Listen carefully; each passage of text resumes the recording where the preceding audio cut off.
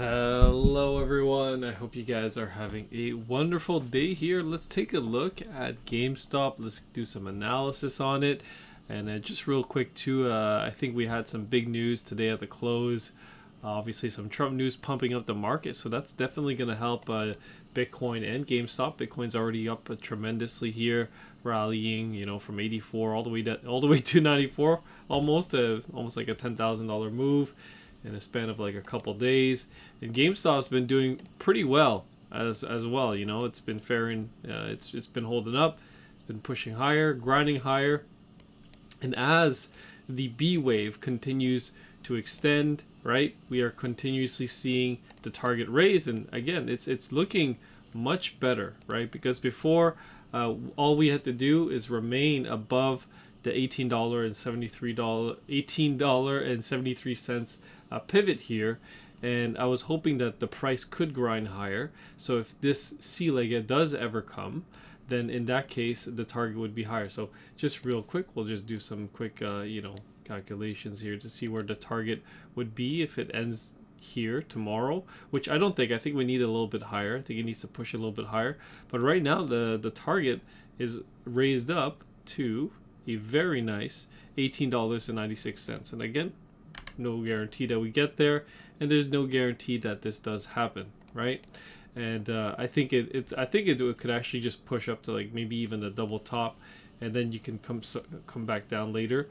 And the reason I say that, GameStop coming down probably has nothing to do with the GameStop fundamentals, so you don't need to tell me how strong the fundamentals are. I'm well aware how strong the fundamentals are of GameStop. Lots of cash, right? Good strategy in crypto possibly coming, and lots of upside. The only reason I say that is because the markets are still in a bit of a pickle, right? There's the possibility that we do some sort of double correction higher, especially with the news that we got today. But if we aren't able to take out these highs at 464 on the Qs, and the highs here at 544 on the SPY, then effectively what you have is some sort of 1-2, right? And then it's going to start to impulse down. Now, it's not all lost. It's not a disaster because, in my opinion, if the high holds here and we're unable to breach it, then the target is still down here at 452, which is not much lower. And it would really start to shake out investors. You get some sort of capitulation moment. But again, it's obviously looking less likely that happens, and the more likely path right now is that we start to pump higher. Okay, so that's just my opinion. But again, a lot of things can change. I'm not here to predict the future. I'm just giving target areas of where I would start to deploy capital or start to unload, right? And this is the same goes for GameStop, right? This is an area where I would deploy probably like, I wouldn't say all in, but tremendous amount is a good way to put it if it does this scenario. And I think it would have to go a little bit higher. Like I think it gets raised up a little bit as the price goes up tomorrow. I'm pretty sure the price is going to go up. I'm pretty confident in that. And again, I don't want to jinx it. But yeah, do something like this. And let's just,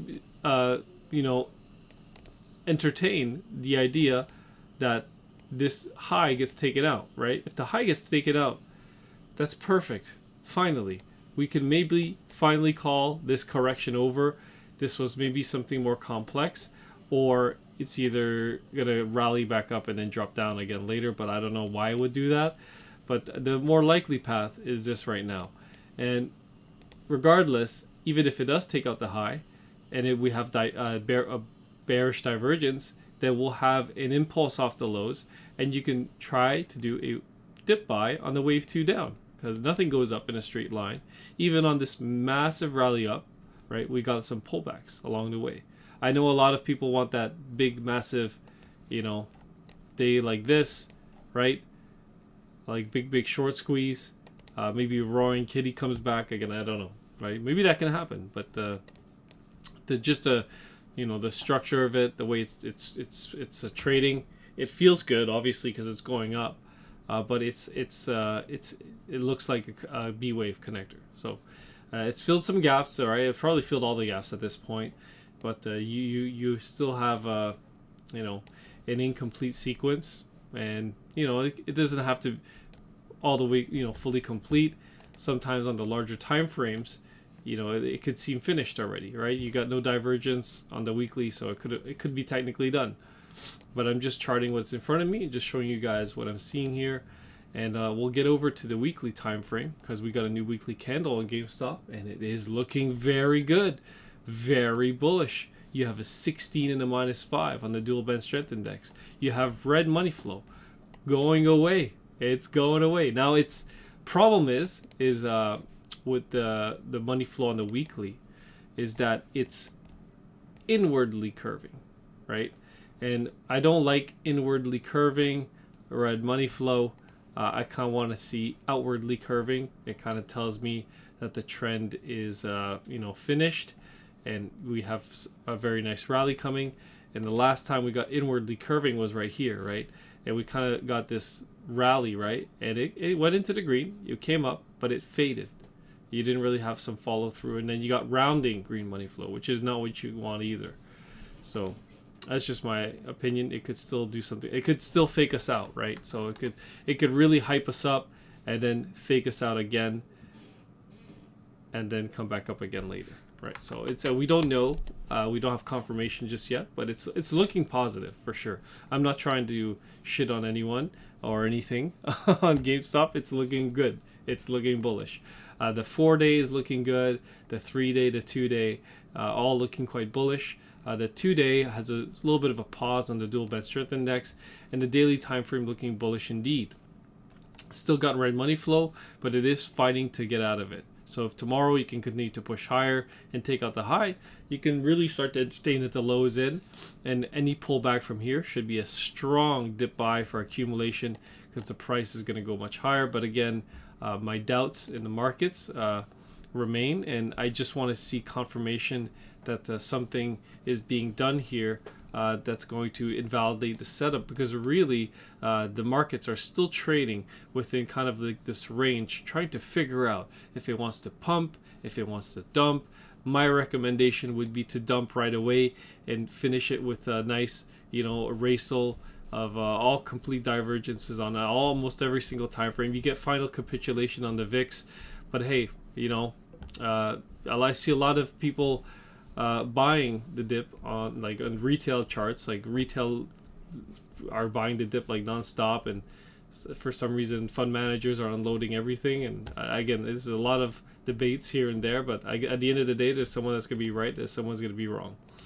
We'll take a look at the 4 hour here on a GameStop, looking extremely bullish actually. Look at that thick ass green money flow, that thick blubber, right? It's growing, it's continuing every single day.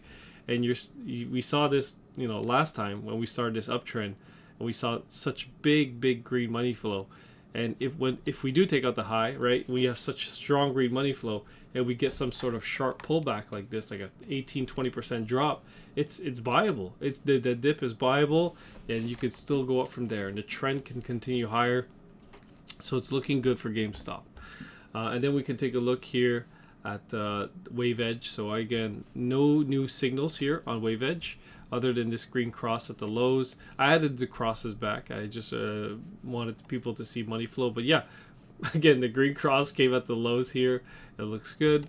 The 4 day looking good. Nothing really new in terms of signals that I'm seeing here for wave edge.